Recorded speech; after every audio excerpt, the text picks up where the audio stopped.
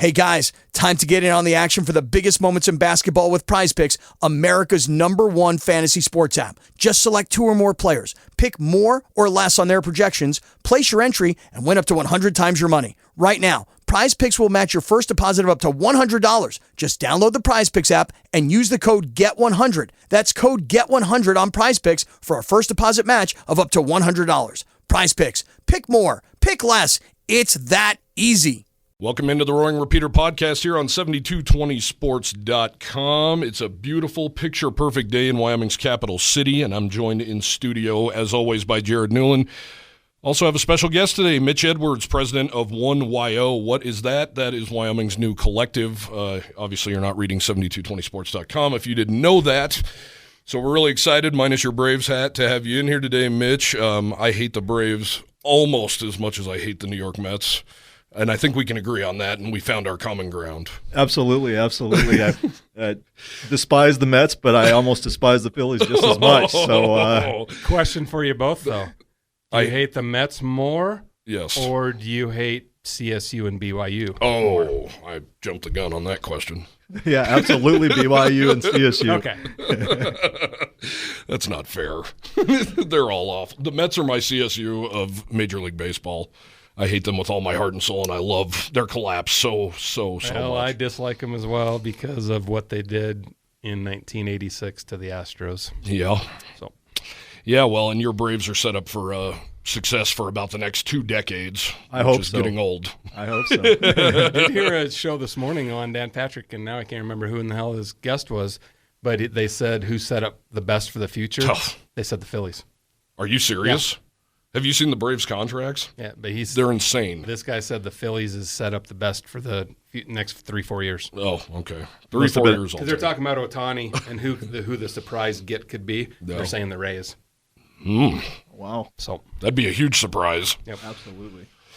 Well, Mitch, the question of the hour, I guess, for me is the collective has been live now for a week and a day almost. How's it going? Anything surprise you yet? Lot of calls, a lot of emails. How's it going? Yeah, we've had a lot of calls and a lot of emails. A lot of calls from charities and emails from charities wanting to partner with us. A lot of folks reaching out saying, "Hey, love to volunteer. How can I help you out? How can I help you out in Colorado? How can I help you out in different states where they are?" Nice. Had a lot of interest and a lot of comments, and obviously, you know, I'm not versed at Instagram and Twitter and all the data that goes with that, but we've had a lot of, I guess they call it engagements. Sure. Which is great to see, and now we just need people of Wyoming to step up and support us by making some contributions so that we can engage these athletes. Well, that was my next question. More importantly, how many clicks on the Donate Now button? Well, you know, we've been a little bit disappointed with that. There was quite a few that we had on the initial few days, and it slowed down now. But, you know, folks are sending in some checks and different things to our P.O. Box, which I got to throw out as P.O. Box 307. How cool is that we were able to secure that? Yep. So, how did nobody else have that secured already? That's crazy. I don't know. I was absolutely surprised. I did the online register, get the P.O. Box, and I said, you know what, I'm just going to go over there when I pay, and I'm just going to ask them, hey, is the 307? I said, I would put money on that it's not available, but will you go look? And she comes back and she says, it is available. Wow. But I can't give it to you right now because you signed up online and they already assigned you this, but come back in 5 minutes and I'll switch for you so that you get 307. That's cool. Nice. I don't know if you probably don't have an answer to this. I don't know if there is an answer to this, but do you think right now, I know in the sports writing world, it's just dead right now. There's not a lot going on. The season's not here yet. People are kind of camping and doing their thing right now. Do you think maybe the launch of it and the timing of it, maybe people just aren't jazzed up for it yet, which is coming? Well, we've heard that from other collectives and stuff that people get more jazzed up as it gets closer to kickoff, right? And we're 50 days out now from kickoff, so we're hoping for that. But also when we looked at it, we said, well, we don't want to be interfering with the news of other things. Mountain West Media Days and everything else, and we need to get this going, and everybody's clamoring for it, so let's get it going. So we don't know if we timed it right. We timed it right in terms of, hey, we got to get this going, but we don't know if we necessarily timed it perfectly with respect to the greatest audience. Sure.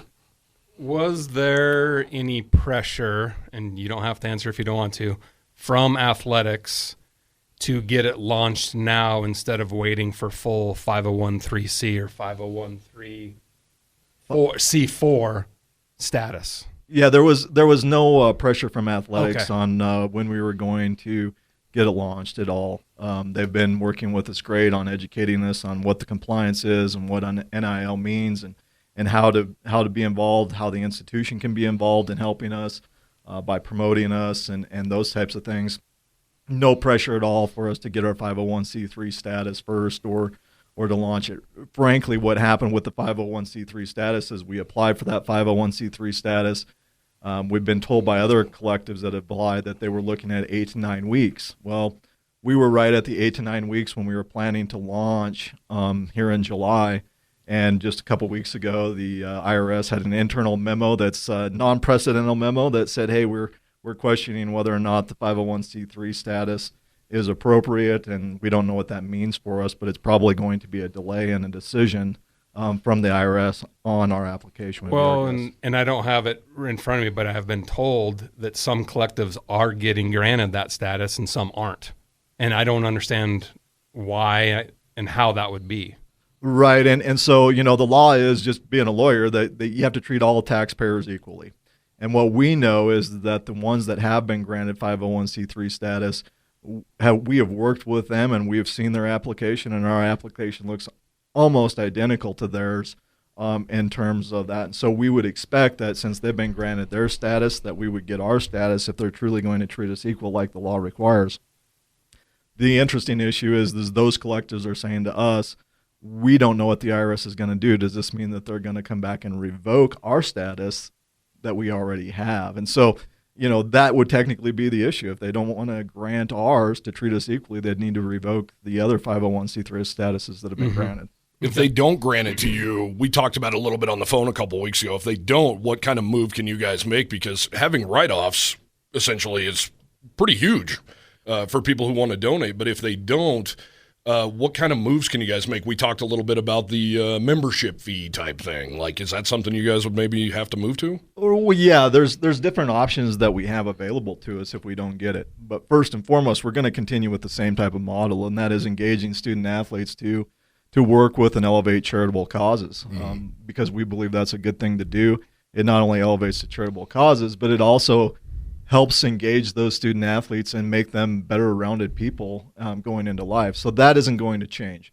What changes is it makes it more difficult for fundraising because people are saying, hey, I'd love to donate to you if you had your 501c3 status so I can get a tax write-off. Sure. On the other hand, some people don't care about that.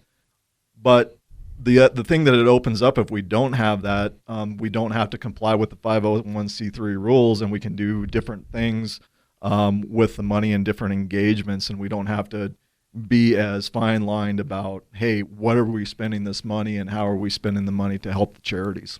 So it's a two-edged sword, if you will. We have more opportunities in our engagements and how we do things, but it makes fundraising more difficult, to be honest.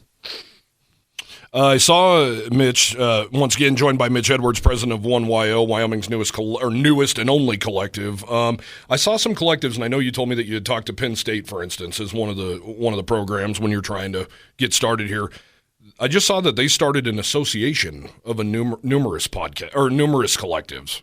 Yeah. What would that benefit? What does that mean? Well, so I'm not sure if we're on the same page here, Cody, about what you're talking about, but across the country, there's been numerous institutional areas where numerous collectives have started to support those institutions and those student athletes.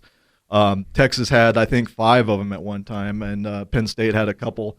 What they've decided is that, hey, when you have more than one collective, you're competing against each other for the same cause, so let's join forces. And so, for example, all the Texas entities came up with Texas One Fund, and they're one collective now. Penn State did the same thing, if this is what you're talking about, and now they're, instead of Success with Honor and whatever the other collective was, now I believe that it's Happy Valley United. Yeah. Well, and they joined, I saw online yesterday, they joined other schools and other collectives from like Florida State and a couple other. I don't know where the benefit would be in that, aside from maybe to share information. Right. So that association that you're talking about is just like-minded collectives that are getting together and sharing information with each other and talking about things like, what does the IRS memo, how does that affect us, and what does it mean, and how do we deal with it?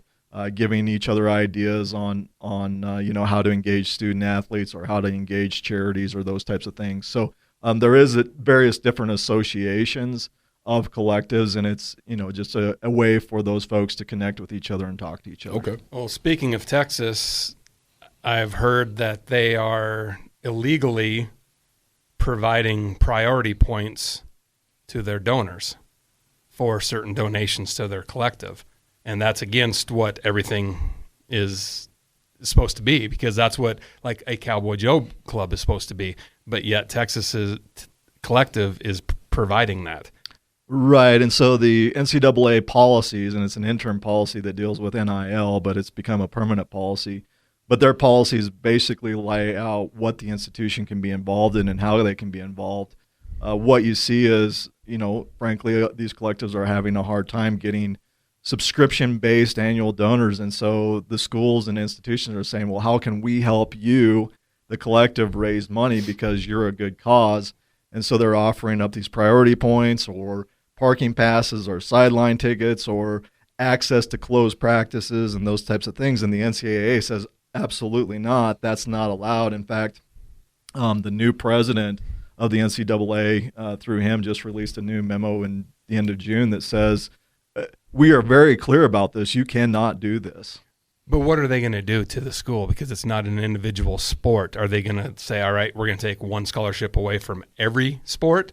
Or is it going to be like 10 total, and we're going to say that 5 have to be taken from football and this, if they actually came down with any infractions on somebody? Right, and that's the million-dollar question, I guess, Jared, is what's the NCAA going to do to enforce this, and how are they going to enforce it, and who are they going to enforce it against? And that's a lot of the questions in the wild, wild west of the NIL landscape is, all right, NCAA, you have rules. Why aren't you enforcing them? And it has to do with litigation that's going on and stuff, but why aren't you enforcing them to make this a playing field that's, equitable? Really, when they introduced it, they shouldn't have introduced it saying, all right, go ahead and do whatever you want.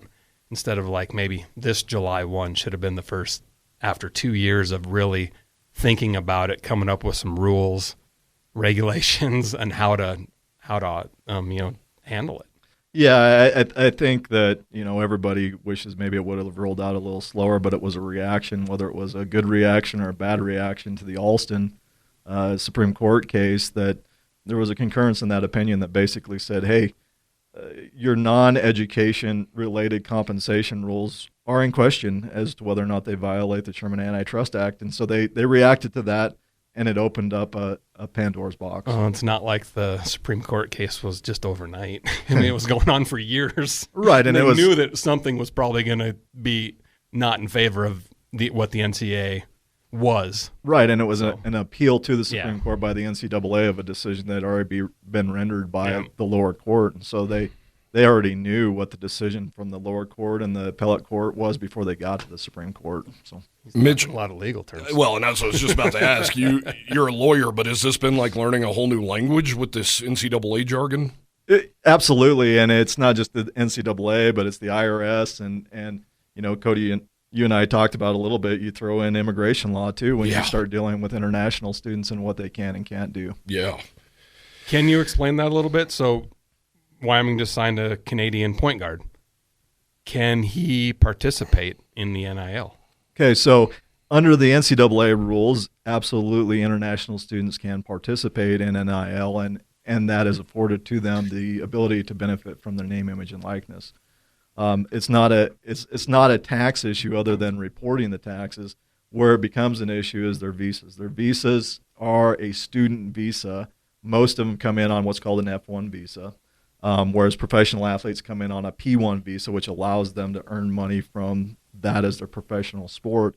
The F1 visas have restrictions on what those student athletes can do as far as earning compensation. And basically, outside of limited work on the campus, such as in the bookstore or the cafeteria, or in an area of their study. So let's say they were a biology major, they could work in a biology lab kind of thing. Outside of that, they can't earn compensation while they're in the United States on that F1 visa without violating their immigration status. So that's where the rub is with international students, is you don't want to be involved in a way that causes them to lose their visa status, puts that in jeopardy for their future as well. But also then, the coach is looking at you as a collective saying, well, wait a minute, our guy from Canada can't play because he can't come into the country because you paid him in violation of the immigration laws? Oh, that's the way to think of it. Yeah, and, I mean, all right, there's one Canadian player.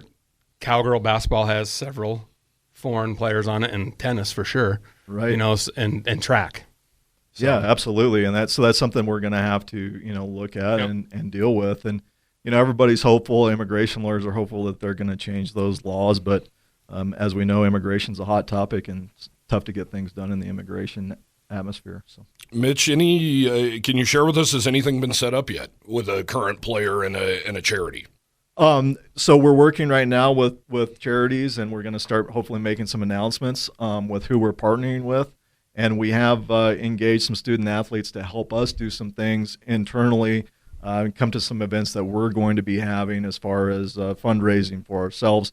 But we haven't made that connection yet between a charity and a student athlete. So that will be public. That'll be something you guys will promote. Absolutely. Our plan is to start promoting, hey, we've partnered with this charity.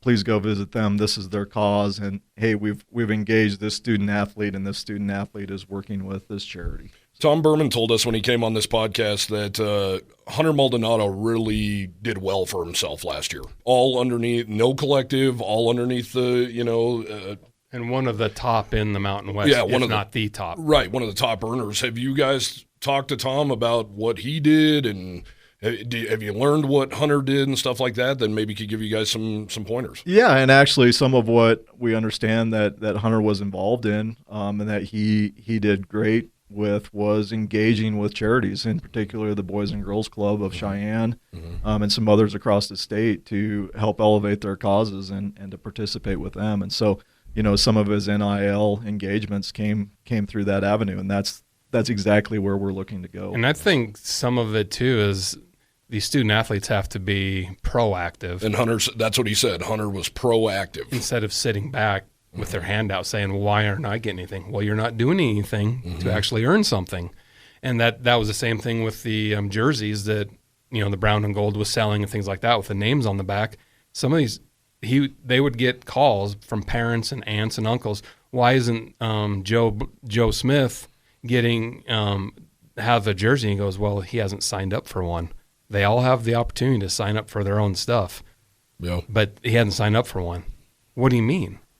And it was like, well, have your kid or your relative actually listen to what they were told to do. And if they want to be a part of this, they can. Right. And that's part of it, that you have these student athletes, if they want to be involved, they have to make that effort to be involved, and they have to do the work. I mean, one of the things that the NCAA has been clear about, whether they'll enforce it or not, is that it's not a pay-for-play situation. There needs to be a quid pro quo. You need to do some work in order to get that compensation for your name, image, and likeness. Well, I just saw yesterday was announced that UNILV Collective, that's what it's called, they just announced that they secured a series of monthly NIL deals with every UNLV women's basketball student athlete. That'd be great. We'd love to do that. It's all about, do you have the funding and the compensation in order to do that? But we would love to engage every basketball player on men's basketball. We'd love to engage every women's basketball player to go out and work with these charities to do that. That would be awesome.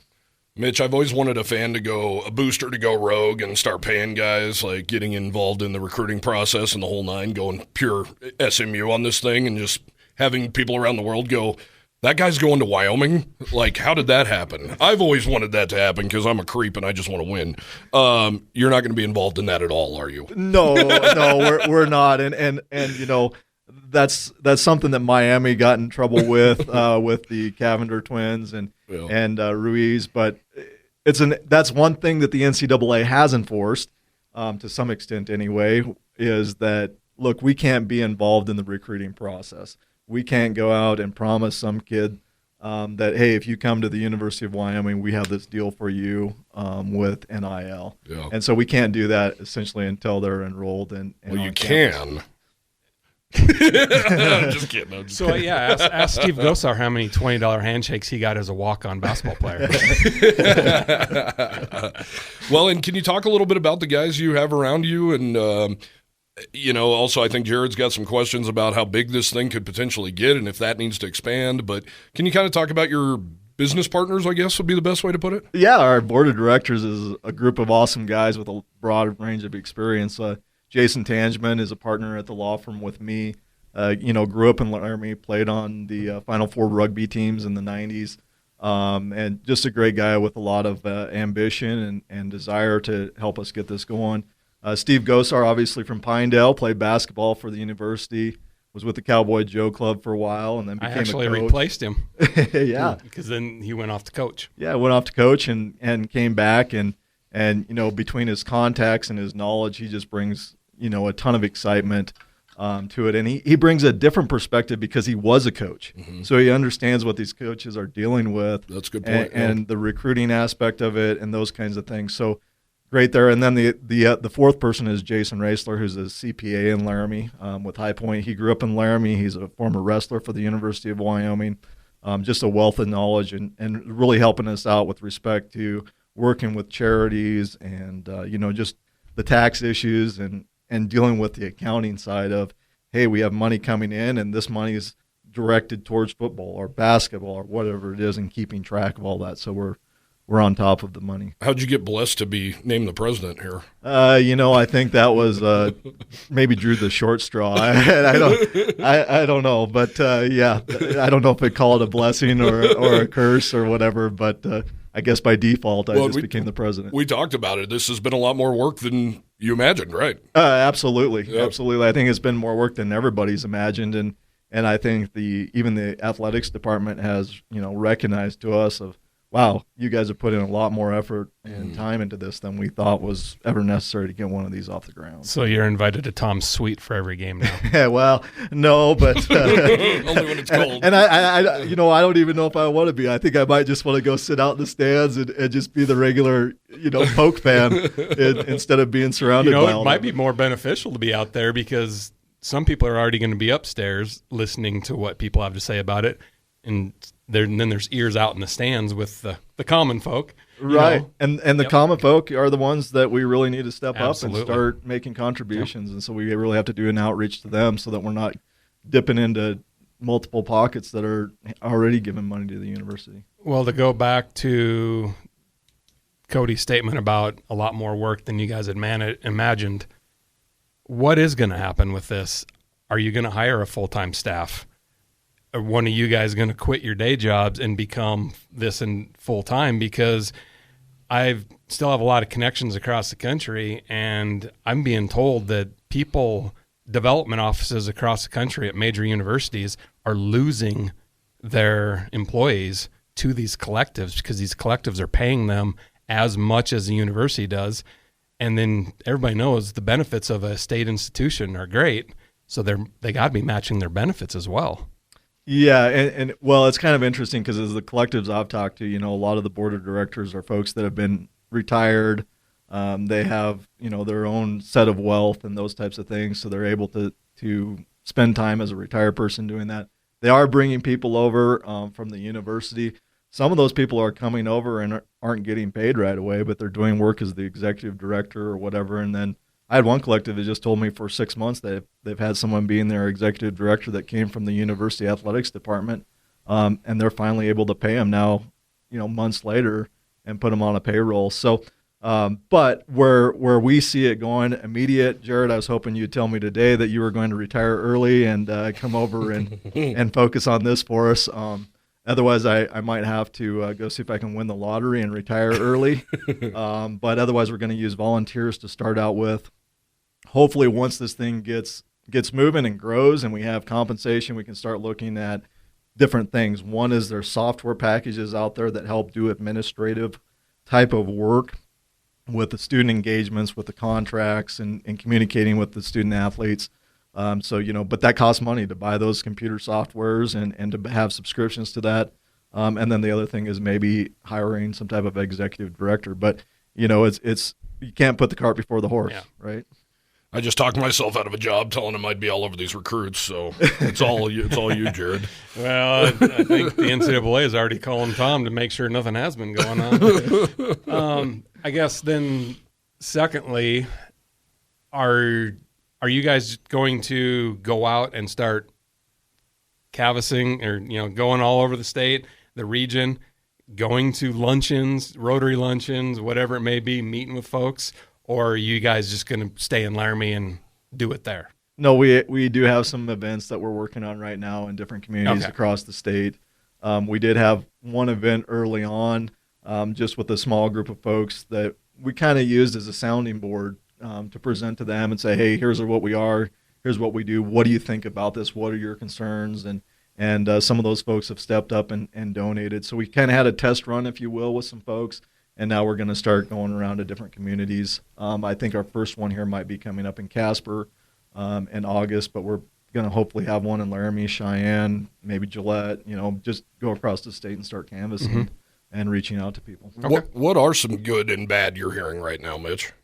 As far as, most of the bad is just the concept, and it's really an kind of an age-defining issue, and that is some people just don't like the concept of NIL or the student athletes getting paid.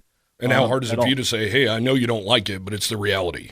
That's part of it. But I think when you sit down and you talk to folks about it, they start to understand it better. And so, for example, a lot of people don't recognize that only a handful of the university-sanctioned sports have full-ride scholarships for their athletes. Right. A lot of them are on equivalency scholarships, meaning that some kid on the wrestling team or a swim team might be getting a 10% scholarship. And so not everybody's there on a scholarship. So this concept of people saying, well, gee, that's the compensation they get for participating in collegiate athletics is their scholarship and their education. Right. That's not true for all the student athletes. Yeah. And the other thing is then when you start hearing about the student athletes themselves, where some of them come from, some of their family backgrounds, some of them have money, but a lot of them don't have money. Mm-hmm. And so it means a lot for them to be able to work and to make some money to support themselves or to support their family.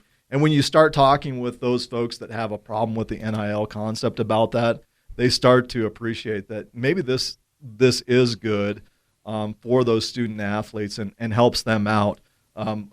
What it's become with the transfer portal and things, I think, is really where people's concern really lies, even though they may not be able to express that it's the combination of the two that's really creating the frustration. Well, I think there's some narrative out there, and I kind of get it, that these are like some pampered bums that are just have their hands out and they're coming to make money and they're going to where they think they're going to make the most money. That's just not the case. 9.9 out of 10 times, especially in Laramie. We know the kind of kids that Jeff Linder recruits. We know the kind of kids that Craig Ball recruits, certainly. These aren't prima donnas that are just looking for a handout, and you're going to make them work.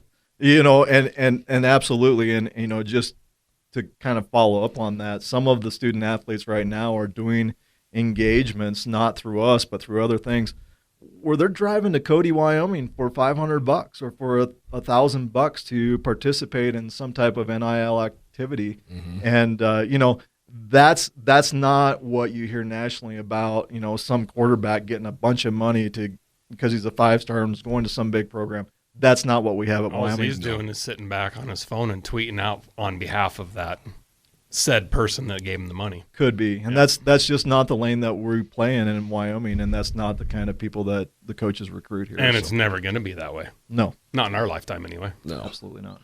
Can you share if you got any crazy emails or anything?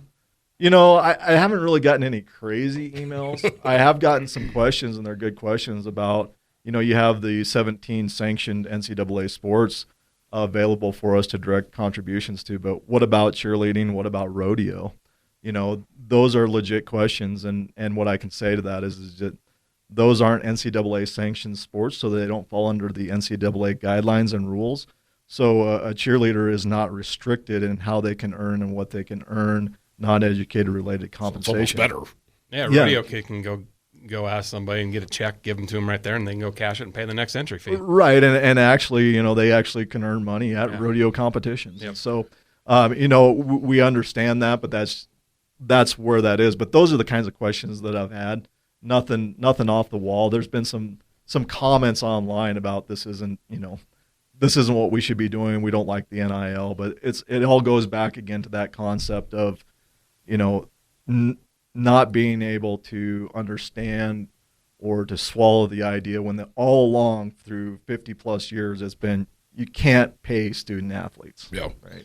You talked about it earlier that some of these schools have numerous collectives and they're now getting together. Would it have been easier, Mitch, to say we're just going to focus on football and men's basketball instead of the full range? Because a lot of those collectives were focused strictly on football or basketball. Would it have been easier for you guys to just go, we're going to do that?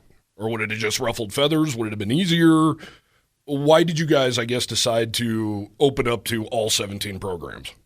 Administratively, it might have been easier for us because then we're not dealing with a bunch of different silos and we have a more limited number of student athletes. But we just see that that's not the Wyoming way. That's not what the Wyoming fans want.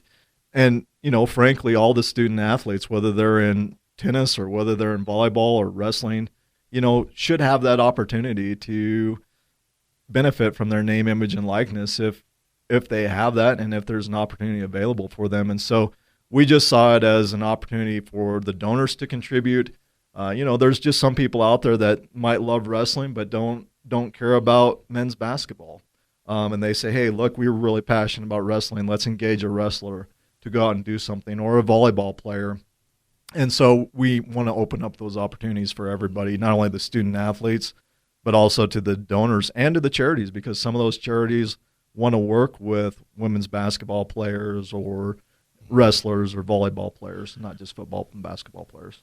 So we all knew Craig Ball was kind of, for lack of a better term, late to the game on this. He was not a fan of NIL, definitely hated the transfer portal, the whole shebang when this first all dropped. Can you tell us, have you heard from Craig Ball? Is he excited about this? Is this something where he has got on board and he's embracing it? Yeah, Coach Bull has got on board. In fact, I think that he was really instrumental in helping us understand when he started talking about some of his athletes and where they come from and their backgrounds and how this opens the door for them to maybe buy a used car that they don't have, to earn some money because they don't have a car, or to buy an engagement ring because they want to get married, or maybe they have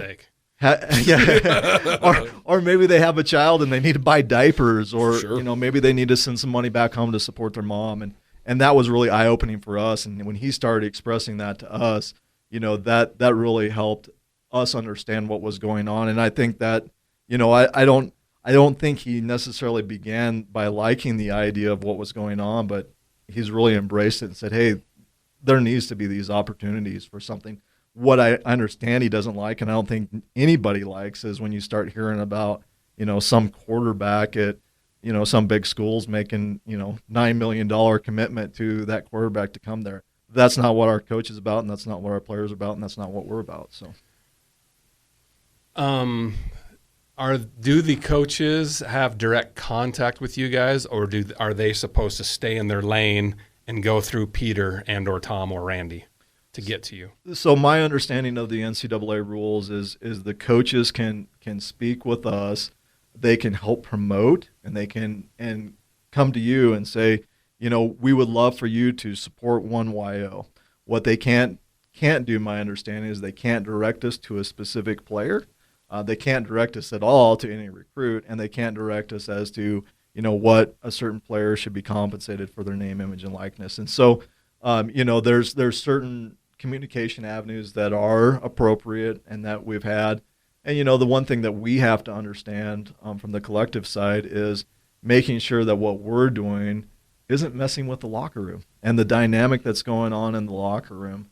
That's just as important as to the NIL value of a particular player as anything else. And so we have to understand that dynamic a little bit too. Some of these collectives have been sued by players who said that they were promised X amount of dollars to sign with them. They sign, and that's the money that they received or going to receive wasn't even near what they were promised. Right, and that I think might be a virtue of putting the cart before the horse for the collective, where like we're just starting out and we're now starting raising funds. But if we went to some student athlete right now and said we're going to pay you X, and we went to another student athlete and said we're going to pay you X, well, if we don't raise the money, how are we going to do that? So I think that's happening on the other side, Jared. We've heard that some student athletes are starting to get sued for not fulfilling their contract for getting payments. Good.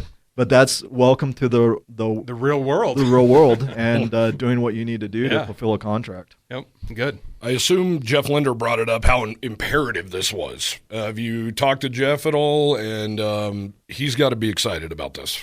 Yeah, no, we've talked with Coach Linder, and he's excited, and he's on board and helping us talk to folks about the importance of this and to the program, and really it is a question, and it's a more pertinent question, I think, in the basketball realm, because there's a smaller group of athletes, right? You have your 13 or 15 basketball players, but that's where you're seeing more activity in the NIL world nationally.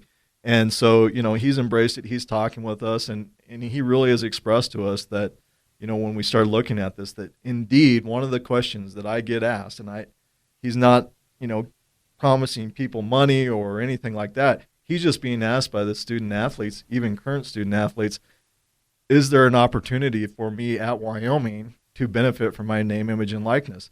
And if that answer is no, that's a demerit, right? A big one. But if that answer is yes, there is that opportunity, at least if there's another school looking at them or whatever, that's not a demerit to us. That's at least an equal opportunity that they have one and they have one. And so I'm not going to dock Wyoming because they don't have one. Now we have one, so he can answer that question, yes. One thing I like, Mitch, is that you guys have opened it up on your website, which, by the way, go visit that website, onyo.org, right? Right. Yeah. Go visit that. You can give $1 if you want. It's not like you're set at 100, 1,000, stuff like that. You can whatever your means are, you can donate, and that's pretty important. Absolutely. We have some suggested prices on there, for contributions, but there's also a custom amount button, and you can select that, and you can put in $1. You can make it a recurring contribution on a monthly basis, and then once you're in there, and if you do make it a monthly contribution, you can log in and have a donor dashboard where you can stop or restart that contribution, increase that contribution, decrease that contribution. But you also have the opportunity, obviously, to make a one-time contribution. But yeah, we've opened it up to everybody, and hopefully people will realize that and people will contribute. Well, we discussed a little bit on the phone, but just for the listeners, say I want to contribute $500 a month, and I say, Mitch, can you make sure this $500 goes to DQ James? Is that an option? That's not an option through our website. That's something that you would need to contact us about. What we don't want to have happen is for the tail to start wagging the dog, where people are saying, hey, this is the person that we want you to engage, and we want you to engage in for this amount. But it is an opportunity for us, and we understand that, where people can contact us and say, hey, not only do I want it to go to football, but, I really have a place in my heart for DQ James or whoever the case may be. And, we'd love to see them work with the Boys and Girls Club. Can you engage them to work with the Boys and Girls Club? And so that opportunity, we're willing to listen to that. Cool. Put you on the spot here. One last time, maybe. Hypothetically, if this was 2022 and this was set in place, Stephen Buchanan, come November, thinking about not participating in the season, been offered at another school, substantial amount of money, would you have matched that or tried to come close to it to keep him here so he is another All-American on the board and possibly a national champion for the Wyoming wrestling team? Jared, that's kind of hard to answer because there's a lot of rumors about, why Stephen left and what he was being offered. But I can say this, if we would have had this in place a year ago with Stephen Buchanan and his ability and what he had accomplished, and he had built a name for himself across the state, it would have been someone that we would have been looking to engage their name, image, and likeness to help us out and to contribute with charities. And so the opportunity was definitely there for him. to make money if we would have had something in place, because he had made accomplishments and people knew him across the state, and his name and image and likeness meant something, and we could have utilized that. Okay. Do you have anything else about the collective? I think that's it. Just if you guys want to participate, go to that website, onyo.org, and start making some donations. Let's see some activity today, and let's see what this show does over the weekend. And you can give us a report next week, Mitch. Yeah, I appreciate your guys' support and promoting this for us. And just so everybody's clear, it's the number one, WYO.org. Yep. Mitch, can you stick around? Absolutely. All right, man. This Time week, to have some real fun. This week on 7220sports.com, I just threw out a story that was just kind of innocent, I thought, but boy, did it blow up, and that is, what kind of changes do you want to see in the game day atmosphere at War Memorial Stadium? I threw out the fact that I'm kind of over Bon Jovi. I'm kind of over the ballad thing, the little sparklers of smoke when they come out. I'm a little over that. When you watch other schools and what they do, and I put a video of Virginia Tech, for instance, coming out to Enter Sandman, that looks so unbelievably electric and so good. And you talk to our friend Ryan Clement, who would talk about being at Miami and running out of that smoke like that. You felt like a superhero. Those are some things I'd like to see changed. And Mitch and I talked about Cowboys from Hell is the obvious choice for Wyoming to run out to. Well, let's go to the fireworks and the smoke part first. Costs a lot of money. Yeah. I mean, it's not free. It'll blow your mind how much money that stuff costs to do it, especially 6 or 7 times a year. Mm-hmm. So maybe you save a big one for the Texas Tech game, and who cares about the other ones, or just do it as is. Because I've been on the other side of it. I've seen those price tags, and it's a lot more than one would think. But smoke, like to make that a smoky, it costs money. What the guys run out of? Yeah. It costs money. Can't we have Pistol Pete with the smoke? Can't have Pistol Pete with the fire extinguisher like Sebastian the Ibis in Miami? No. I think that'd be awesome. How about maybe, I didn't write this in the story, but how about maybe it's cool that they can shake hands with the fans and stuff down there, but let's be real, it kind of causes a traffic jam for people who aren't in their seats yet. What about like a tunnel that they actually, like one of those maybe inflatable ones that they come out, and they have one thing I mentioned in the story that I'd love to see that Dave Christensen used to do is they would actually show video of the guys in the locker room getting all jazzed before they made their walk out.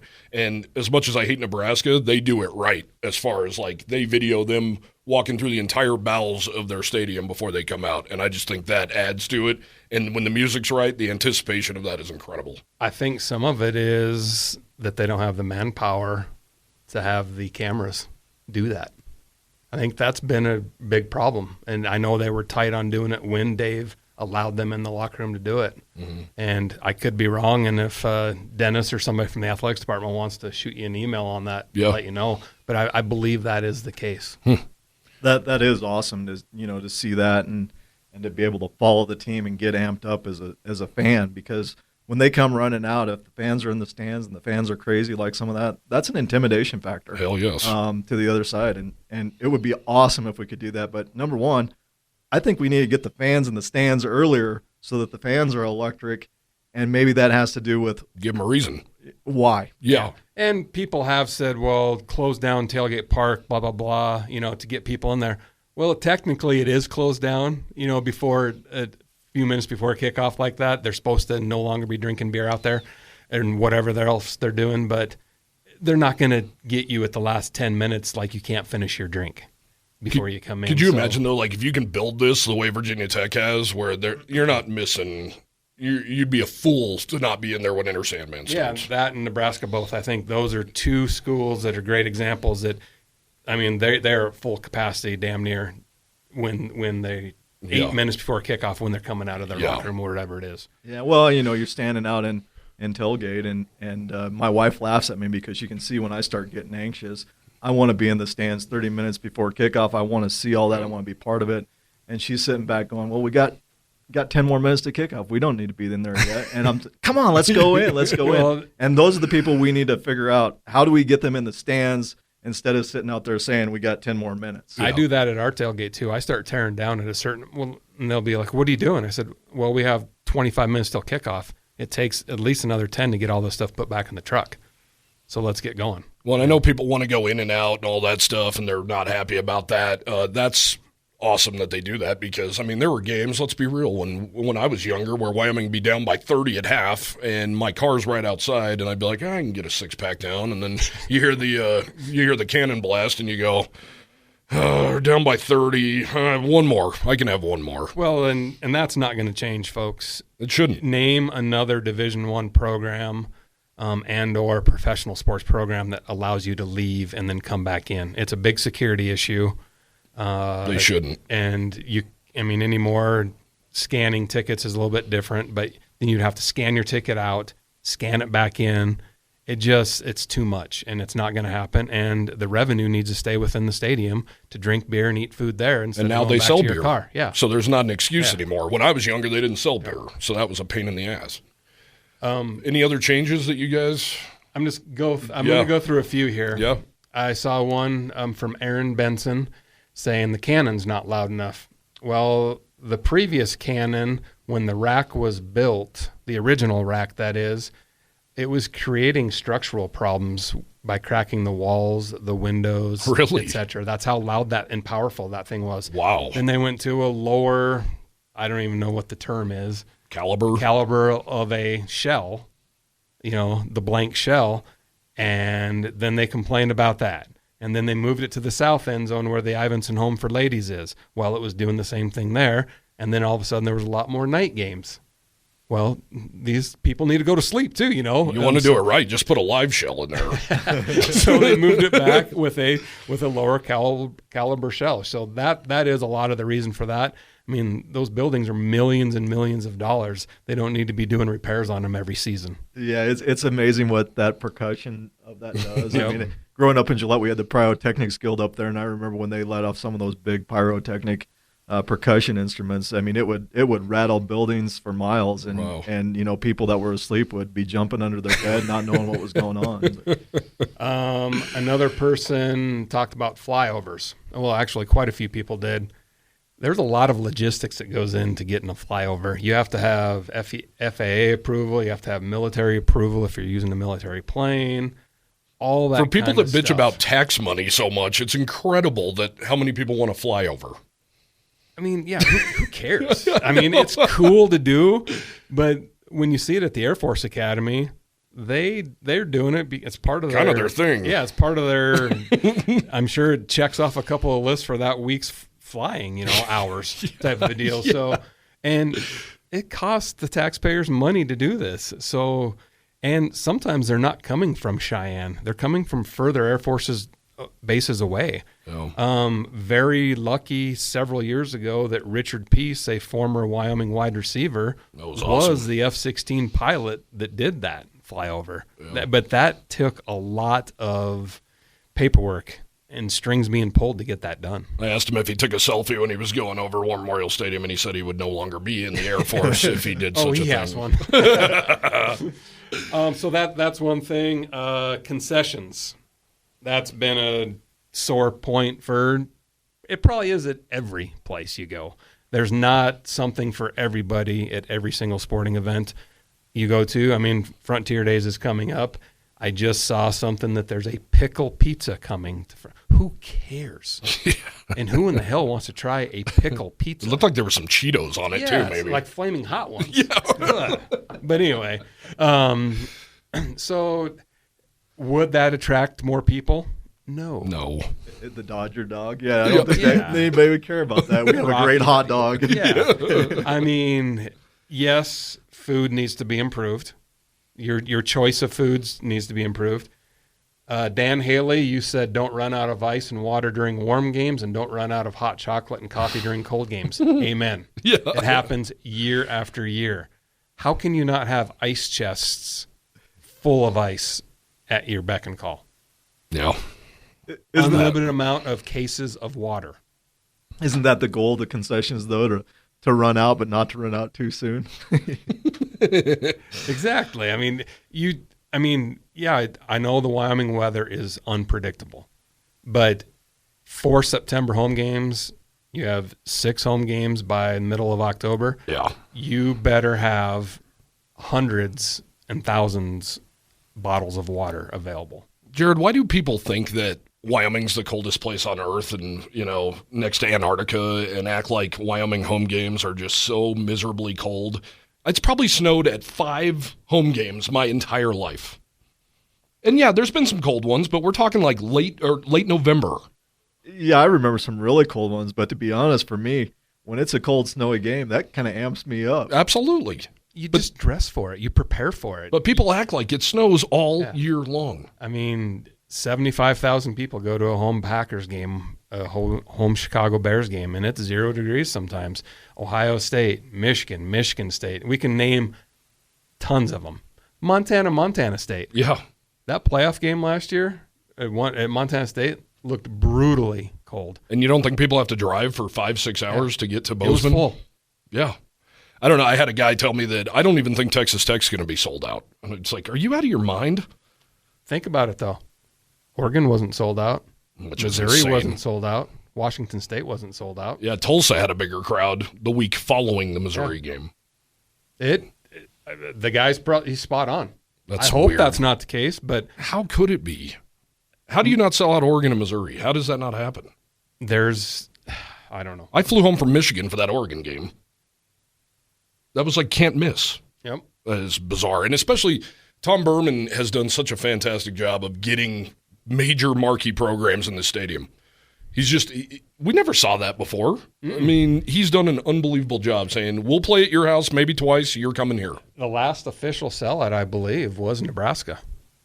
That's crazy, and it's And they brought in extra stands for that one. Yeah. and it's kind of sad because that's one of our advantages in Laramie, right? Is whether it's the Double A's rocking or whether it's War Memorial Stadium, that's the small confines with a full sold out crowd just going crazy. Yeah. That not only amps up our players, but it intimidates the other team, and that's what gives us the ability to beat those teams like Missouri. Yeah. And These excuses, well, it's first day elk season. It's Labor Day weekend. I got to go camping.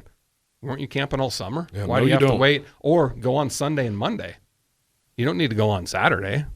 And Well, you know what? When I was covering Michigan State, something interesting that they did was Michigan's economy was so badly in the tank when I first moved there that Michigan State would always open on Friday night because they want their fans to enjoy Saturday, Sunday, and Monday spending money in the state.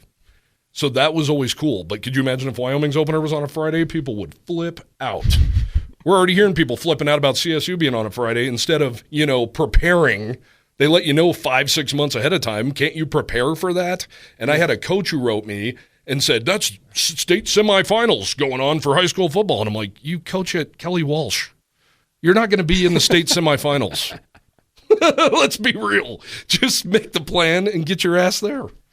I think it's a little bit different, and I don't know why it is. But thinking about back when I was a kid, maybe people were just crazier. But we would literally drive down to the game and turn around and drive home that night, and it might be an 8-hour turnaround trip. Yep. But we were doing it, and people just don't seem to be quite as willing to do that anymore. And I don't know why. I don't know if TV. it's yeah, things have changed, that's for sure. But Yeah. maybe Trevor Wilson with the Wyoming High School Activity Association, the semifinals, maybe they move them to Saturday. And you can kind of do that within a couple weeks' notice. Why not? Yeah. Well, I kind of recall when I was in high school, all the playoff games being on Saturdays. Yeah. And they Why are not? for the smaller classes anyway because they don't have lights. Yeah, exactly. Trevor, make your move. First big move that you make as full-time director. Let's go. Well, then we're going to screw him up because he needs to get on a plane and get to Cincinnati on Sunday. So we're going to screw him up. I'll go through a few more here. Kevin Bomber says he wants the cheese heated up for the nachos. Man, if that's not heated up, that's got to be gross. All right, we talked about the music and the entrance. The music overall, the volume needs to be turned up. Period. I sit in a lot of different places. I don't sit in just my seats. I sit in a lot of different places. You can't hear that music hardly anywhere you sit. Speaking of things you can't hear, the band. There are microphones in front of the band that's supposed to be in through the PA system. I think a lot of that too, though, is probably need another 100 members of the That's band exactly to what I make said. it that much louder. Yeah. And somebody said, well, move them back to the center of the student section. I don't like it. The students need to be in the student section. The band can still be off to the side. Put them in the end zone, I still don't think that would help. It might then go both ways, the sound, if they were in the end zone. But then that just looks awkward having a seating for 150 people just in the end zone. That's it. Yeah, I don't think moving them changes the acoustics. Yeah, I don't think so either. Well, and does it seem, somebody mentioned this, it seems like the band, and we're not shitting on the band here. I mean, no, they're fun. Yeah, they're fun. But they seem to have the same routine, game in and game out. Like, a lot of it's scripted. A lot of scripted stuff. Why not, like, I'm going to get into that. the moment? What's going on in the moment here? Like, I want to say at BYU on third downs, they would do the Jaws thing or something like that. I mean, we don't have that. First of all, just turn up the damn volume. Yeah. And if there's a blue hair that's complaining about it, you know what? So what? Turn up the damn sound. They make earplugs. You can't hear during the video board announcements, too, if there's a pre-produced video, you can't hear it. Turn it up. No, you can't. That's a good point. Dan Morris says he wants Wyoming to be the horse to be let out by Pistol Pete riding a Harley. Absolutely not, Dan. We don't need a Harley to lead out the horse and rider and then Cowboy Joe. No, that's way too much going on. Well, can you imagine what that would do with the horse and the potential of a horse going wild because Yeah. the motorcycle amped Get it up? this one. Maybe you read it, maybe not. Jordan Van Royen. Former player wants a calf to be released out of the north end zone and a kid from the rodeo team to come out and rope said calf at the 50-yard line while playing Chris Ledoux's Stampede. Hell no. Could you imagine what could go wrong there? Hey, why don't we just set up in the middle of the field a little arena and we can do a steamboat riding competition? Yeah. Stick to long snapping, Jordan. I love that. I love it, though. That's great. Thanks for playing for the Post. That's great. Third down songs. Yeah, Black Betty gets old. Crazy Train Crazy gets Train old. gets old. It would be good, like you said, the band to be the third down noise only. They come up with 3 or 4 tunes to play during third down only, or just crank one. Maybe it is Cowboys to Hell, whatever, you know.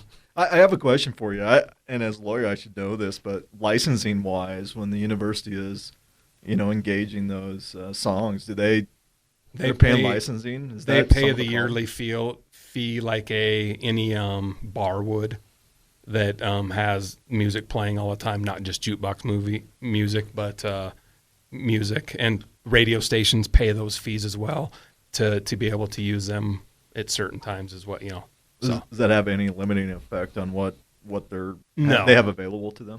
Every music artist is a part of that because they want the royalties. Who's in control of all this? Who should we be talking to? Marketing. Do you know who that is? Oh, yeah. Who's in control? I actually tried to reach out to her this week to see if she wanted to answer some questions. She didn't call me back. So, Shelly, call me back.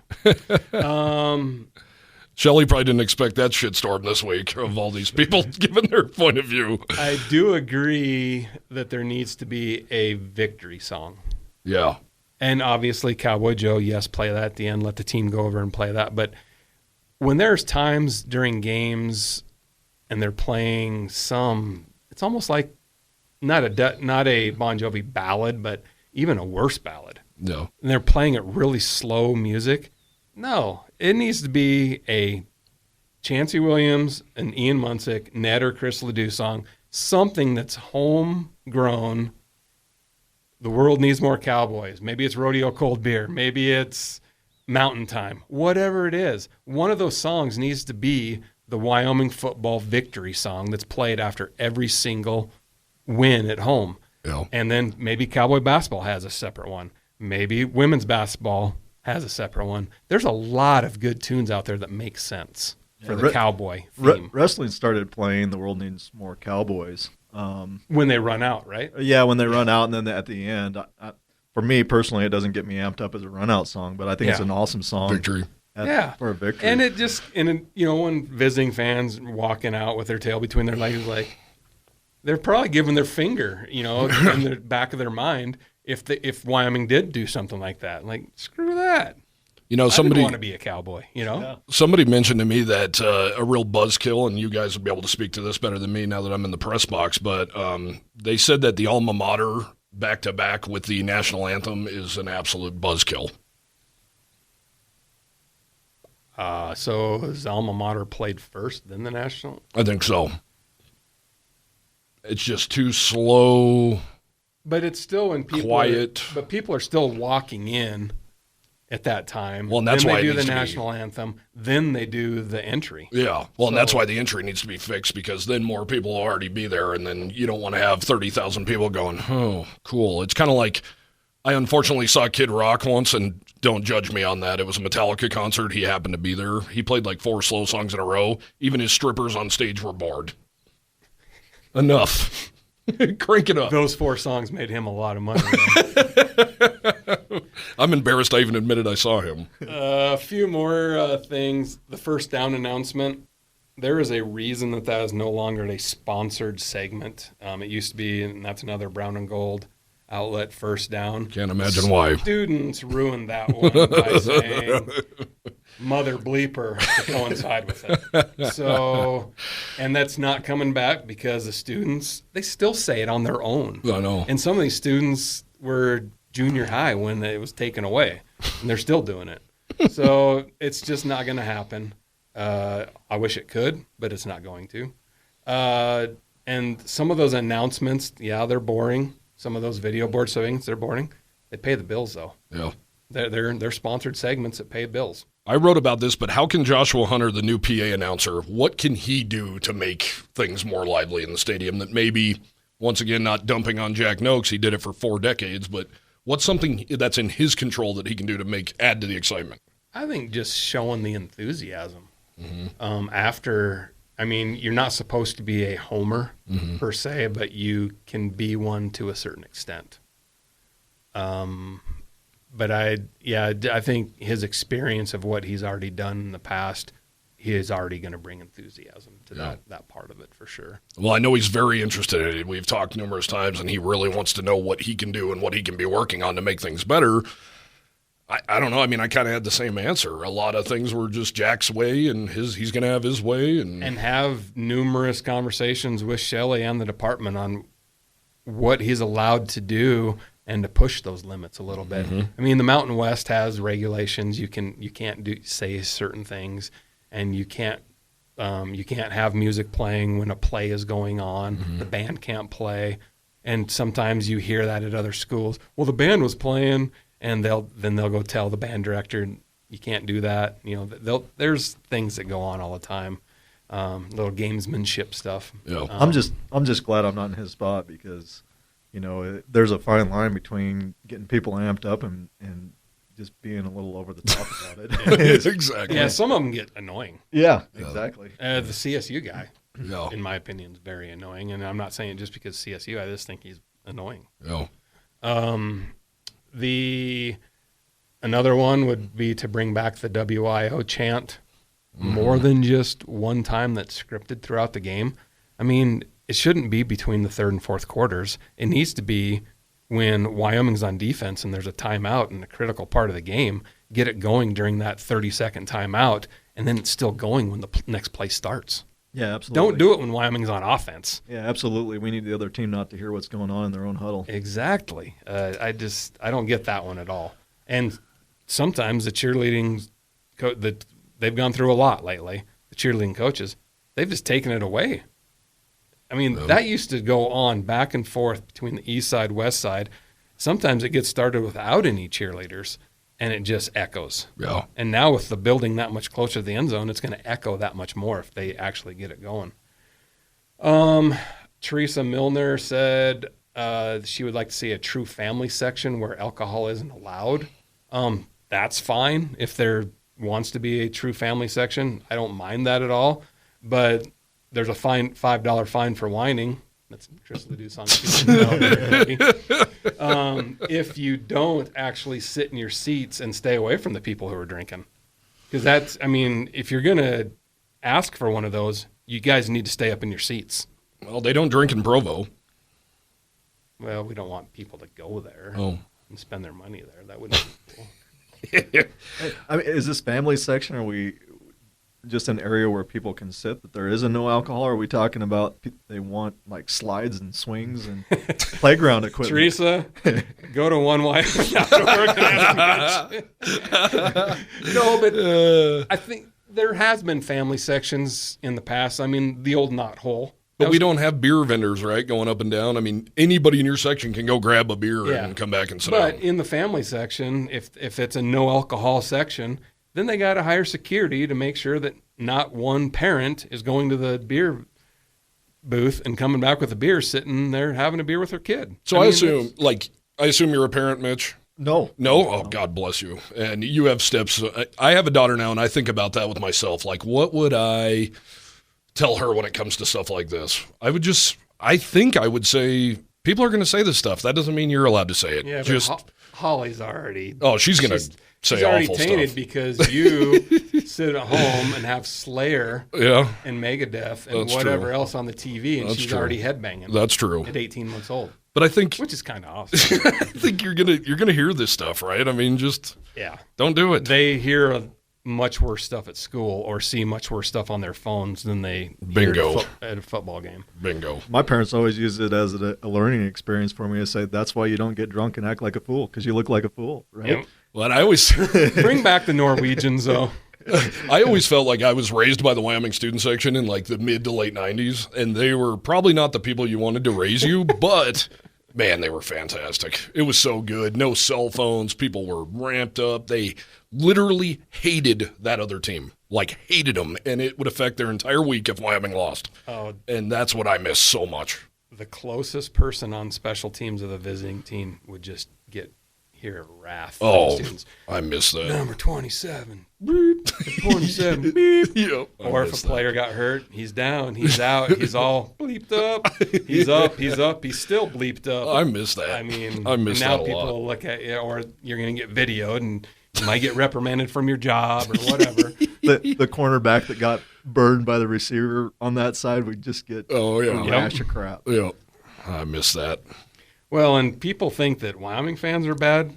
I've witnessed BYU fans spitting on the Wyoming players on the sideline. So it's wouldn't be surprised. It's worse a lot other places.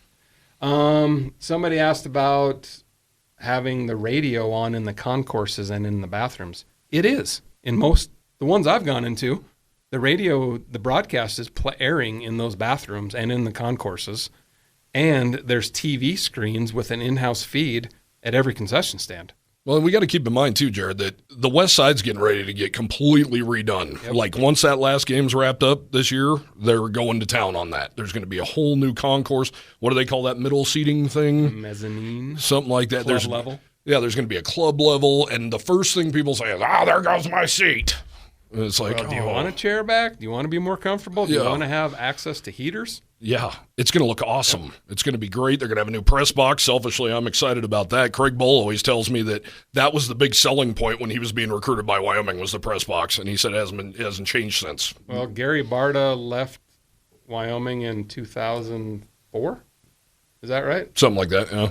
2005? I can't. Whatever year he was here, his number one priority at that time was to get the West Stands renovated. Yeah. It's 2023, and they're still not done. Yeah, they've been talking about it for a long time. And it's finally happening, and it's going to look great. One last one. Dustin Merritt says, just win.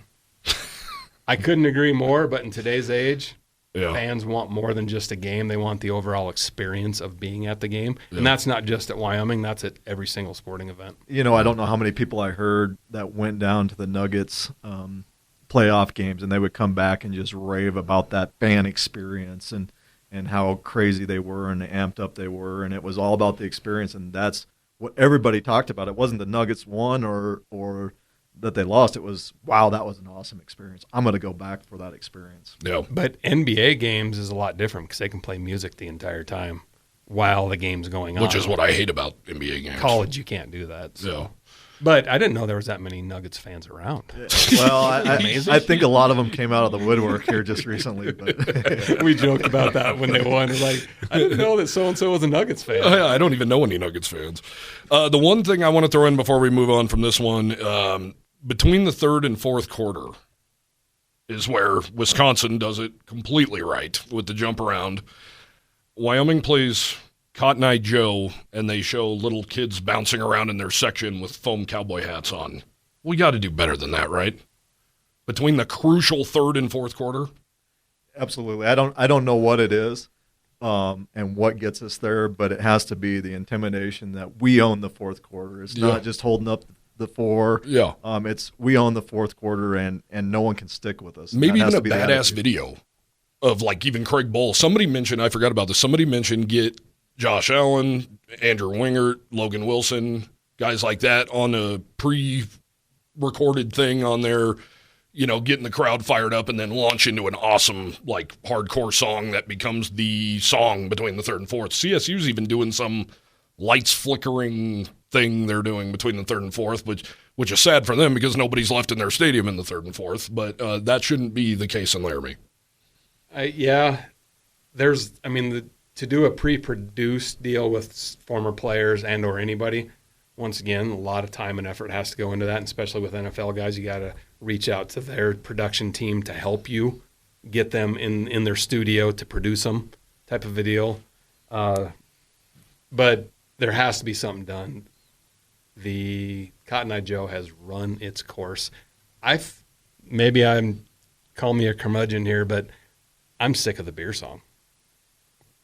35 times a game. 35 times a game, yes. It's a staple, and it has to be there. Half, but not just because the students are chanting it. Well, and when the students are chanting it and Wyoming's losing, that's the worst time. I'm with you on that. That pisses me off when they're playing the beer song and Wyoming's losing. Like, you're not getting a damn beer song if Wyoming's losing. Yeah. I think that's a pretty damn good rule of thumb, honestly. Yeah, I would go with that. Yeah. But I think they need to do something between the third and fourth. I'm with you, Cotton Eye Joe. You do that during a commercial timeout. Let the kids have their fun, dance around, all that. But it's not do it in the IPF before the game starts. Do that too. Halftime. Yeah, halftime. I would love to hear what the players think about this kind of stuff. I mean, because they're the ones who. I had somebody suggest, why don't we let the student section or the student body decide this kind of stuff? And I'm like, do you listen to the crap those kids listen to? Well, that's just exactly the problem, right? Everybody has their own music, own tune that gets them ramped up for whatever it is. Just look at all the walk-up songs for Major League Baseball. Right. Everybody plays something different for a different reason, and I think that's the issue is what is it? But it would be great to find out from those football players and the basketball players or where the sport is hey, what gets you amped up, and so that we know in this particular situation, this is what we need to do to help those athletes get fired up. It's not Cotton Eye Joe. It is not. I guarantee that will not get a vote. Yeah, don't do it during a TV timeout in the first quarter. Just get it over with. Well, we can bitch about this for days and days. I think we can keep coming up with stuff. But little house cleaning stuff. Jim Brandenburg, legendary Wyoming head coach, memorial tomorrow, Saturday, 11 a.m. at the Arena Auditorium, a place that he was so big in getting built and designing and all that good stuff, and the excitement he brought to that building year after year with the Finnis Dembos and Eric Leckners. So he will be, I don't want to say it's a funeral, but just a memorial for Jim. Remembrance. And, remembrance. So celebration of life, I think. Is celebration of life, yeah. So excited to be over there for that. We talked about it before we came on the air. Unfortunately, we're all a little too young to remember a lot of Jim Brandenburg's era here. I do remember when I was a kid, though, my mom saying, man, we came that close to getting on a Greyhound and going to New York City when they were in the championship game in the NIT. So, and obviously I remembered Finnis on the front of Sports Illustrated, which happened after Jim left for San Diego State. But, excited to go there and see what kind of former players are going to be in attendance and stuff like that, and see what kind of crowd Jim's going to get, because I know he meant a lot to so many people. Also tomorrow, Ryan Thorburn is having a barbecue. Everyone's invited. It's at his house. His wife's out of town. Bring your own beer, though. He drinks terrible beer. So also excited for that. Ryan, where was my text? Wow.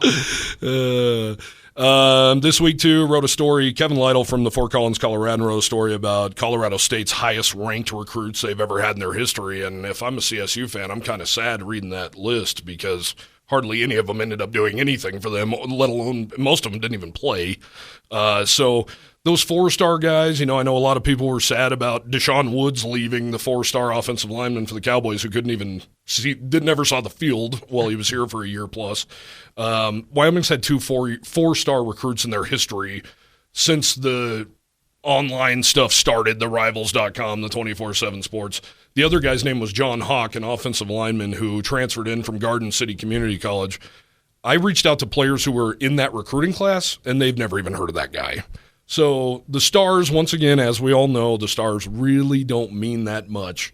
And I decided to break down some of the best two-star or lower guys that Wyoming has had. And I tell you what, man, aside from, you can argue the quarterback position has not been Craig Bull's forte, I guess, when it comes to recruiting per se, outside of Josh Allen, who, as we know, kind of just landed on the lap a little bit. Especially when they were looking at another player. Yeah, and became a specimen and all, what happened with him. But other than that, Craig Bull's recruiting is certainly not the problem, fellas. He has brought in some unbelievable players. The list, if you go to 7220sports.com, the list is so impressive. And it's a lot of guys who are collecting checks from the NFL as we speak.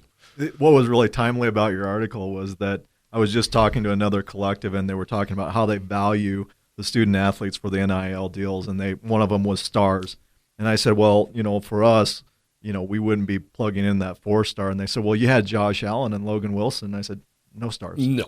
Yeah, no. Yep. And the only reason Josh got a couple of stars was from his 1 year at Reedley Community College. Other than that, he's getting stars now for the dating habits lately. By the way, this was cute yesterday, I got to say. There was a story on another outlet that said Josh Allen just bought a $7.7 million pad in Southern California. This guy goes, well, say goodbye to your Wyoming fandom. If you want to be a Californian, then you're on your own. He's from California. Firebaugh, California, in an egg community. Good Lord. His dad works his ass off. He's Josh a farmer. Worked his ass off. Oh, yeah. Josh is in the pistachio business. Yeah. So it's pretty incredible, isn't it? No, he didn't move back to Laramie. How many guys moved back to Lincoln, Tuscaloosa, Stillwater? It just doesn't happen. Well, and he still has a house in Buffalo too, you guys. Yeah. Why would you want another house in the second highest tax state though, besides New York? That's a lot of money. He's doing his part. You wouldn't find me doing that, but I also don't have his lifestyle or his money. So, and best of luck in the celebrity golf tournament this weekend in Tahoe, Josh. Oh, I can always count on you to pay attention to the golf stuff. I'm almost positive he's playing. He did last year, and they were promoting it that he was. Yeah.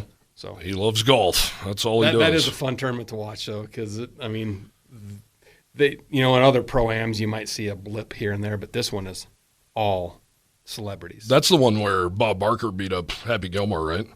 No. Oh, that's how much I know about golf. Same kind of thing, yes. The price is wrong. Single game tickets went on sale on Wednesday, by the way, and Jared, you've worked that on that side of the coin and everything at the University of Wyoming, so you understand. I was told that they sold nearly 1,000 single game tickets for Texas Tech. And I was thinking, is that even good? And you assure me that it's pretty damn good. You don't even say 24 hours. You're probably thinking more on an 8 to 10 hour basis. Yeah. That's pretty damn good because you take away 10,000 season ticket holders, 5,000 seats are reserved for players, families, and students, and then there's only another 18,000 seats, 18,500 to fill after that. Yeah. Did I do my math right there? I don't think you did. No, 14,000. That's Belfouche math. Hey. Colony. And I just go with you and say, sounds good. 13,500 to 14,000 on top of that. So that means take minus another 1,000, and it's only July 14th right now. Yeah. There's a lot of days to fill those other seats. So, yes, Texas Tech theoretically should sell out based off of the numbers right now, but it's not. I don't know if it's going to. I hate saying it's not going to, but if those other games didn't sell out, I don't see Texas Tech selling out. Well, something we looked at the other day, and I know a lot of fans griped about this, and I guess it's technically the game day experience, but everybody's bitching about the hotel prices in Laramie. They are. My roommate and I looked the other day. They are outrageous. Already they're sold out for one, most of them, but the other ones, and I'm talking not necessarily a flea bag, but a step up's about $350 a night. That's where, to me, Cheyenne needs to get more involved with marketing and saying, come to Cheyenne, stay the night in Cheyenne, spend your weekend in Cheyenne. And we did that with Ole Miss. There's nowhere to stay in Oxford, Mississippi. We stayed in Memphis, Tennessee. Yep, 80 miles away. Yeah, 80 miles away. You come to Cheyenne, come live it up in Cheyenne for the weekend. I think they're missing a huge marketing angle here, and make your hotels still, $150 a night or whatever it is, which Cheyenne pretty much typically does anyway. But Cheyenne, these next 2 weeks for Frontier Days, they're in the $300 to $500 range too. Some are even more. It is ridiculous, and it's not the local managers that mandate these prices. Yeah, it's the chain that they belong to. Yeah. Well, it's a pain, no question about it. And, I've never had to deal with hotels and stuff, obviously, living here and growing up here. But come to Cheyenne. Come spend the weekend in Cheyenne. The Laramie restaurants and bars are packed anyway. The hotels cost an arm and a leg. Come over to Cheyenne. Have a good time over here, and it's close. And I believe that, even Albany Lodge is full, the V-Bar's full, Centennial's full, just because those are a little bit closer and you're technically in the mountains. Yeah. Or you can go stay at Mitch's house. Absolutely. How many VRBOs do you have over there, Mitch? I just have my house, but I do have 10 acres. So if you want to bring your tent, bring a tent. You know what you should do? I'll bring a porta pot. You bring the tent. Deal. You should do a little RV park. Start your own collective. 1YO donors. Hey, there we go. I didn't think about that angle. Ranch. Yeah, we were all those places. That's a great angle. We weren't thinking about that. We just saw an advertisement that Eric Church is doing a big thing for the North Carolina NIL. But yeah, why can't we just start having a little band get together and a camping jamboree out at our place? Yeah, have your own tailgate. Yeah, that'd be sweet. And I think Chancey would play every Friday night. Yeah, I think he would. We're on to something here. I don't camp, so I'm not coming, but I might come over and say hi and have a beer. All right, let's end it on this. We've already been going for an hour and 21 minutes here, which is something we're known to do around here. Mountain West Media Days next week in Vegas, Wednesday and Thursday. I'll be heading out there Tuesday, I believe. We had to put in our votes for where we think teams are going to finish, and I've talked about it on the show a couple of times. I was having a really hard time not putting Wyoming number 2. But you look at these preseason magazines and stuff, they have Wyoming at 5, possible dark horse. But I'm going to tell you guys what my list is, who I voted for from bottom to top, and let me know what you would change or what your thoughts are on this overall. Number 12, I think Nevada is not close at all. I think they are they got a long way to go, and rightfully so. Norvell comes to Fort Collins, takes half the team with him. I mean, that's going to be a major rebuild, and it's ongoing, to say the least. Number 11, New Mexico. They've obviously been in really tough shape for a long time. However, they brought in a new quarterback. They brought in his offensive coordinator. They're going to try and change the philosophy in Albuquerque and get away from this weird option here and there, throwing here and there. But they lost Rocky Long, which was the staple, was their defense, and he's no longer there either. They did, and they need to score, and they know it. So they're going to change some stuff up there. I think they could be a tick better than Nevada, but I think it's going to be a hot race to the bottom for those two. Utah State, I have no faith in them whatsoever. I think they're offensive, they can burst out here and there and have some good offensive games. Cooper Lagaz is a formidable quarterback. If Levi Williams gets in, we know what he can do, especially on the ground. I just think they're not close either. They lost so many people to the transfer portal, they couldn't even have a spring game this year. So a lot of new faces in Logan, Utah. Hawaii, they have a decent quarterback. They're year 2 into Timmy Chang being there on the islands. I think they're going to be a little better, but honestly, these 4 teams I've mentioned I think could be interchangeable in a lot of ways. UNLV I have coming in at 8. They have a new coaching staff as well. We're familiar with them from Missouri. They brought Missouri in here in 2019. They have some studs. They have some athletes. They played really well early last year. I believe they won 4 of their first 5, and they were really getting it going a little bit. Do they still have the slot machine on the sideline? They got rid of that. They got rid of that. All right, I'm going to move them one spot higher then. At number 7, I have CSU. Excuse me. I think they're going to be better. I mean, their offensive line was hideous. I mean, just hideous. They gave up the equivalent of, I want to say, 4 sacks a game last year. I think you would have started on that. I think I would have. I would. I luckily for them, though, I would never wear that. So that would never happen. But they are. I mean, Torrey Horton's awesome. The guy is absolutely special. Quarterback Millen, he had the highest completion percentage in the country last year. Pretty incredible considering he was on his wallet so much. And I don't know if you guys remember the Michigan game last year. He got the absolute hell kicked out of him. He had to get pulled out of games because he was getting beat up so bad. So you'd think they'd have to be a little better on the offensive line when that had to be the focus going into recruiting and going into the portal season. So I think CSU is better, maybe battling for a bowl game, maybe a 6-win type of season maybe. Above them, I have San Diego State, and a lot of these national magazines have San Diego State. They still really like them for some reason. They lost a ton of talent. They're going to be decent on defense. They just reload talent. Yeah, exactly. And they've always been that way. And they've always not had a quarterback, which we don't know if that quarterback's going to pan or not. So I don't have any faith in San Diego State. And think about the target they're going to have on their back all year long from every single Mountain West team they play. So not high on them. Number 5, I have San Jose State. Shaven Cordero's really good. He's got some really good weapons. I think Brett Brennan's probably the best coach in the Mountain West. They're doing things there. They're making their stadium better. They're putting money into their program. I think they're a pretty darn salty team.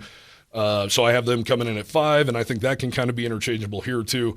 I have Fresno State at 4. A lot of people are picking Fresno State to finish at least second in this conference. We saw what they looked like last year for 4 weeks without Jake Haener? After Solomon Byrd rolled up his ankle against USC, they were not a good team. And those weapons they had then, they're gone now too. They lost a 1,000-yard back. They lost a 1,000-yard receiver. They lost the leading sack getter in the Mountain West. They do have some guys on defense still. And during the voting, Cam Lockridge is one of their great defensive backs.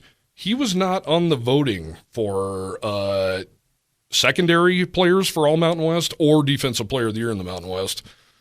Maybe I'm reading into that too much. Maybe they slipped up and forgot him. Maybe he's not playing this year, or maybe something happened that we don't know about. But I found it really odd that Cam Lockridge wasn't on that. But Fresno State, they still have talent. I think they finished probably 4th. Air Force is the one. I picked them at 3. Air Force is a very hot pick at number 2. They lost a 3-year starting quarterback. They lost the nation's leading rusher. They do have most of their offensive and defensive line coming back. And Air Force is Air Force. They're just going to plug and play. But is it really that easy, even in an offense like that, to replace a 3-year starter and to replace the nation's leading running back? Well, when they have a prep school, it is. It's definitely helpful, and they definitely roll. But I don't and Wyoming plays at Air Force this year, which to me is a defunct home game in a lot of ways. I don't think that scares anybody to go to Colorado Springs, does it? Plus, Wyoming's defense kind of has their number, and Wyoming's defense is going to be even better this year. So that's where my thoughts are on picking these. Number 2, I have the Wyoming Cowboys. I really do. I think this defense has the potential to be so good. And where they were good last year, they still weren't creating enough turnovers. And I think that changes this year because they have so much depth. For instance, the 2 starting cornerbacks last year, Deron Harrell, well, Cam Stone was one, but Deron Harrell and Ja'Cory Hawkins. Those guys might be your backups this year. It's pretty good problem to have if those are your backups. I think they're stronger at safety. Linebacker speaks for itself with Easton Gibbs. Shea Suianoa, I think Connor Shea made a move this spring with those guys injured. He's a guy who's going to come in and relieve these guys, and it's just going to keep coming. And the defensive front, too, is just solid all the way across the board. I'm thinking about a story right now doing my projected starters for the Wyoming Cowboys, and I'm struggling with who my front 4 is going to be. It's going to be Goodbow. It's going to be Bertinelli. But who's on the outside? Because one guy who's not in the starting lineup is a guy who has 5-6 sacks. So I think they're going to be that good. And then the key, right, quarterback and what this passing offense is going to look like. I think the leash is coming off Andrew Peasley. And all those throwaways that we praised last year, Jared, which were great, throw it away, don't get in trouble. Now I think probably half of those at least are going to get put under his arm, and he's going to go forward. You got to take some chances on the ground. Yeah, he's a senior. This is it. They have a real chance here. So love the running game. There are some questions at offensive line, but like Air Force keeps churning stuff out, I kind of have that feeling with Craig Bohl. They keep churning out offensive linemen. There's never been a guy who's a sieve and just gets his ass whipped every player, and he's going to have some dudes up there. And when they've had injuries, they've always been able to plug in and, exactly. and play. So. Exactly. And they've always had depth on the line. That's where it might hurt a little bit this year on the offensive line because they're going to have to bring in some new guys, no doubt about it. And I know Craig doesn't like playing new guys on the line, but I have faith in it. I really do. And where I think could be another X factor is Trayton Welch and John Michael Gillenborg at tight end. They are just such beautiful safety outlets for a quarterback. They're big, they're strong, they're fast. Trayton Welch probably has the best hands on the team. John Michael Gillenborg is one of the fastest guys on the team. So they brought in two guys in the transfer portal at the wide receiver spot, guys who've played, guys who've done it. So, another X factor could be Gunnar Gentry. He's coming back after 2 years of catastrophic knee injuries. But before he went out, his position coach, Michael Grant, said he's been looking just like his brother. And I don't think you just say stuff like that. Oh, my fingers are crossed for that guy, man. Yeah. I want to see him on the field. Yeah, absolutely. So he's a guy who could step in, too. And Wyatt Whelan took a huge jump last year. I just think I think the Cowboys are going to be all right. I really do. I really believe in this second-place finish. And I know – or second-place prediction, I should say – I know that some colleagues I've reached out to in the Mountain West, they have Wyoming at 3-4. A lot of them, I'm the only one I know so far that has them at 2, so I might be an idiot, but this is why I believe. And then number 1, of course, Boise State. They're just – Taylon Green's a really special quarterback. We've talked about it on the show before. Cowboys got to him 10 times last year and didn't bring him down once. You can't have that. I mean, that's a killer. So – he's really good. They're really good across the board. They have probably the top 2 running backs in the conference right now with Ginty and George Halani, and they're Boise State. And I think a lot of times when people are doing these predictions, maybe outside of the Mountain West media, they don't pay attention as much as how hard it is to go to certain places and play and look at the schedule, say, oh, okay, Wyoming's at Air Force this year or CSU's at Wyoming, vice versa, all that kind of stuff. And weather, time of the year you're playing a certain team. Yep. That's why I think it's always a benefit to play Air Force later in the season because they're a little more banged up because they're not as large as, and physical as other teams. Yeah. So it's, in my opinion, it's always better to play them towards the end of the year than right out of the gate. Yeah. And stuff like that. So do you guys, would you switch anything crazy on this list at all? I think your first 6 are your bottom six are interchangeable. Yeah. I don't think Air Force is going to be in the top 3, and maybe that's just my dislike and hatred for Air Force. I've said it before. I think I almost dislike them more than I do CSU anymore, just because they're pompous and I can't stand their coach. I'm with you on that. I have a hatred. And they're like, I love my military. They're defending our country. Well, they haven't done anything yet. They're training to defend our country. They haven't done it yet. ROTC, baby. I'll cheer for them when they're in that F-16. Yes. Yeah, I don't know. And then, I don't want to give up all the stuff I voted on here, but I will tell you, Offensive Player of the Year, Taylon Green, Boise State. I think his natural progression could be incredible. He's a lot like Josh Allen. He really has a lot of the same tools Josh does. So I think he's pretty darn good. And I think Defensive Player of the Year voted for Easton Gibbs, 123 tackles last year. Everybody I've talked to has also voted for Easton Gibbs as Defensive Player of the Year. He's just fallen in line, guys. I mean, from Logan Wilson to Chad Muma to Easton Gibbs. I mean, he's right there, 123 tackles, really solid player. What he did against Air Force last year was so special to have a fever like he did and be hugging a toilet all night only to show up. And I think I've talked about it on the show. I honestly was staring at his ass half the game because I'm thinking, how are you not losing it on the field. We've all had the flu, right? I mean, that is no fun. Good things they don't wear white pants. Yeah, exactly. Oh, and didn't you get chastised for saying something Sure that did. he was not going to play, and Yeah. then he comes trotting out, and then Yeah, yeah, he sure did. just a reporter doing his job, I folks. got called to the principal's office after Guy's reporting tough as that. nails. Yeah, he's a good player. Special teams player of the year, John Hoyland. Wyoming's been blessed with some damn good kickers, and he's just fallen right behind. I mean, we could still be sitting here talking about like we do with the quarterback situation. It hasn't been what we need it to be since Josh left. We could be saying the same thing about Cooper Roth. We could be saying, man, haven't had a kicker since Cooper Roth, which was 2019. That has not been the problem. People aren't even mentioning Cooper's name, and he's the all-time leading scorer in Wyoming history. John Hoyland's been that good. So that's my pick. That's how I see it going down. I might be the only guy who has the Cowboys at 2, but tell me a reason they're not 2. I bet you come Monday, Tuesday when when's it going to be released? Wednesday, I believe. Wednesday, okay. So I can't use the Jimmy Buffett song come Monday. Yeah, Which you please didn't even don't. know. Yeah, please don't use Jimmy Buffett for anything. Wow. Such a hatred for any good music. All right. He doesn't even watch movies, Mitch. A limited palette. Yeah. I have been watching a lot of movies lately. Well, that's I good. have. All right. It's been good. I watched the Black Mass the other night. That was awesome. I don't know if I've seen that. Johnny Depp, he plays Whitey Bulger. Okay, yes. Yeah, I'm it sorry. was Yep. great. Yeah, that guy's awesome. Well, I think we covered about everything today. Anything else we're leaving out here? I'm sure there's plenty of stuff, but we don't need to visit about it now, I guess. Well, here's a little throw out for our buddy Juan Soto. The Wyoming Night at the Rockies is Saturday night, playing the Yankees at 6:10. Kind of cool they landed on the Yankees weekend, though. I bet that'll get a lot more people down there. But it's the same night as Taylor Swift. Who Talk wants about to- expensive hotels. Yeah, And who wants to drive to Denver with all that traffic? Juan's just cringing right now. Well, thinking, we guys, talked you're about killing it. No, me. he even says Denver's going to suck Saturday night. Well, he's going tonight. I guess his dad's a Yankees fan, so they're going to go tonight too. But they're also having a party. Cowboy Joe Club, Wyoming Athletic, or the association. At Jackson's? Yeah, is that what it is? The association. Yeah, if 2 to 5 at Jackson's, I think you can go and get a Rockies hat. Rockies Wyoming hat. Yeah, if you signed up and bought tickets, you get that hat. Yeah.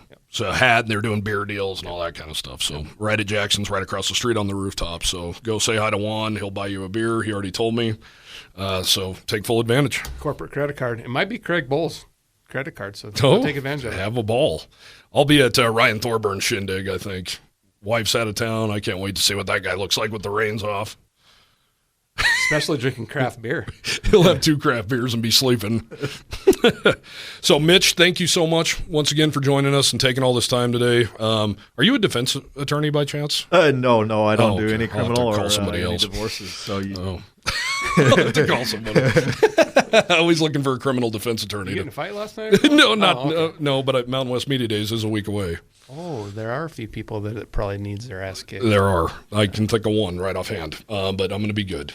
Is Gloria going to give a State of the Union? Yes. Sweet. State of the Conference, I guess. Well, a lot of San Diego State talk coming our way, I'm afraid, on Wednesday morning. And they're meeting with them 17th. so which is Monday. Yep. The leaders of the conference. Yeah. Interesting. We're going to know a lot more about San Diego State's status. Lack of funding right now. Yeah, we're going to hear plenty. So, Mitch Edwards, president of 1YO. That's the number 1YO. Go visit 1yo.org. Wyoming's new collective. Excited that you guys are doing this. I can echo Jeff Lender and say it's much needed. It's been the elephant in the room, and it's something that the Cowboys have needed, and thanks for doing this. thank you for having me on, and thanks for your support. I really appreciate it. Absolutely. Jared, have fun at the Taylor Swift concert. And No 3.5 hour Swifty for me. No way, no how. well, I'll probably do the show next week from Las Vegas, and we'll catch up after that. Sounds good. All right. Have a good week. Hey guys, time to get in on the action for the biggest moments in basketball with Prize Picks, America's #1 fantasy sports app. Just select 2 or more players, pick more or less on their projections, place your entry, and win up to 100 times your money. Right now, Prize Picks will match your first deposit of up to $100. Just download the Prize Picks app and use the code GET100. That's code GET100 on Prize Picks for a first deposit match of up to $100. Prize Picks. Pick more. Pick less. It's that easy.